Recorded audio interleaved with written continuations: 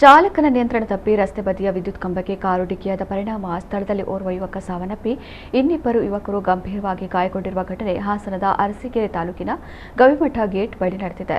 ವಿದ್ಯುತ್ ಇಲಾಖೆ ನೌಕರ 25 ವರ್ಷದ ಮಂಜುನಾಥ್ ಮೃತಪಟ್ಟ ದುರ್ದೈವಿ. ಕಾರಿನಲ್ಲಿ ಹಾರನಹಳ್ಳಿ ಗ್ರಾಮದ ಮಂಜುನಾಥ್, ಪವನ್ ಹಾಗೂ ನವೀನ್ ಅರಸೀಕೆರೆಯಿಂದ ಬಾಣಾವರದ ಕಡೆಗೆ ತೆರಳುತ್ತಾ ಇದ್ರು. ಈ ವೇಳೆ ಚಾಲಕನ ನಿಯಂತ್ರಣ ತಪ್ಪಿ ಡಿವೈಡರ್ ದಾಟಿ ಮತ್ತೊಂದು ಬದಿಯ ರಸ್ತೆ ಪಕ್ಕದಲ್ಲಿದ್ದ ವಿದ್ಯುತ್ ಕಂಬಕ್ಕೆ ಕಾರು ಡಿಕ್ಕಿಯಾಗಿದೆ. ಬಳಿಕ ಕಾರಿಗೆ ಬೆಂಕಿ ಹೊತ್ತಿಕೊಂಡಿದೆ.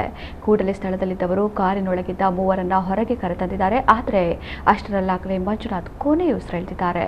ಸ್ಥಳಕ್ಕೆ ಅಗ್ನಿಶಾಮಕ ದಳದ ಸಿಬ್ಬಂದಿ ಆಗಮಿಸಿ ಬೆಂಕಿ ನಂದಿಸಿದ್ದು, ಅಷ್ಟರಲ್ಲಿ ಕಾರು ಸಂಪೂರ್ಣವಾಗಿ ಸುಟ್ಟು ಹೋಗಿದೆ ಎಂದು ತಿಳಿದು ಬಂದಿದೆ.